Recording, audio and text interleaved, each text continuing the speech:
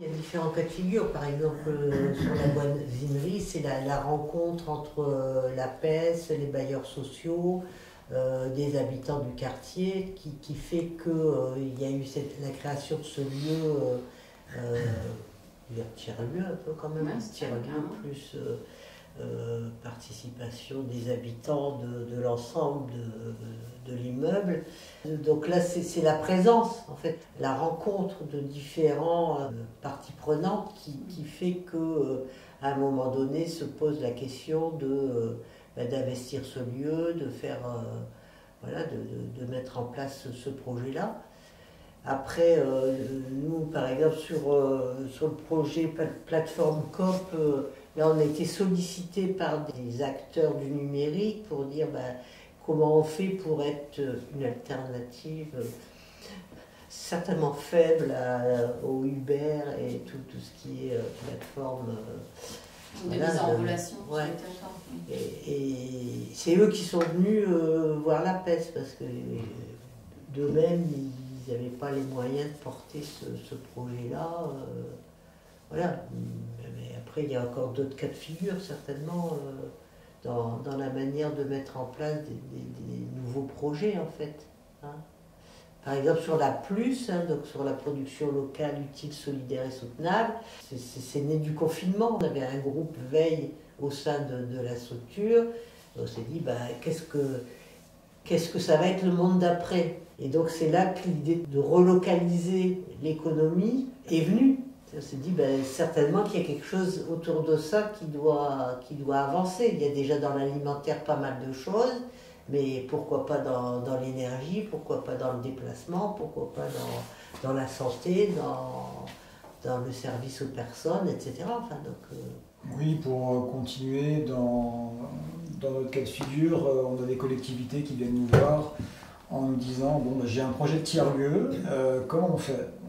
Donc dans ce type de cas, notre travail, ça va être de les interroger sur quels sont les besoins que vous avez. Est-ce que ces besoins ils sont exprimés par l'ensemble des futurs usagers, de la population? Quel potentiel vous avez sur le territoire? Est-ce que vous avez examiné l'ensemble des besoins? Est-ce que toutes les parties prenantes sont exprimées sur ce type de besoins?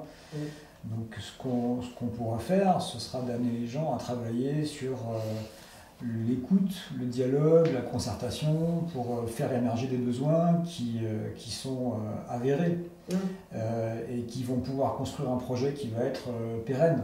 Et dans d'autres cas de figure, on peut travailler aussi avec des collectivités qui nous disent on sait qu'on a des potentiels de développement importants sur notre territoire, mais aussi des besoins énormes. La population, elle évolue, les services désertent le territoire. On a besoin d'accompagnement pour ça. Donc, et parfois, on a quasiment une carte blanche pour imaginer une méthodologie d'accompagnement. Et dans ce cas-là, on va faire un diagnostic des territoires qui sera participatif et qui va permettre de faire émerger ces besoins. Et on part des ressources, des ressources et des potentiels du territoire.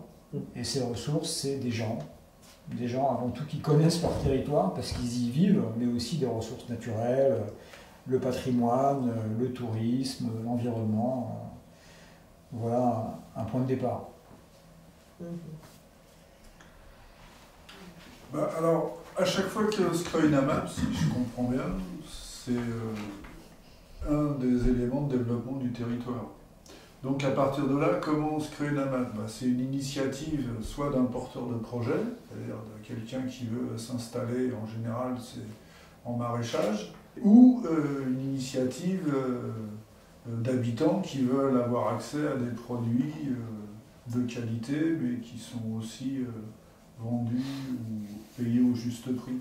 Quand il y a un collectif d'AMAP au sein de la région, il y a un partenariat qui s'établit avec les organisations comme une délégation de services publics des chambres d'agriculture, les ADA. Et puis après, il y a le réseau des paysans qui sont déjà en AMAP avec le salarié de l'AMAP qui explique ce que c'est que le fonctionnement en AMAP et quel est le cahier, entre guillemets, le cahier des charges. Et puis en direction des amapiens, c'est-à-dire des personnes qui vont prendre un panier, c'est surtout, on explique surtout la charte. Parce que la charte, justement, elle indique une direction, parce que c'est pas considéré comme un modèle, mais elle indique une direction pour que les valeurs correspondent aux pratiques et réciproquement, quoi.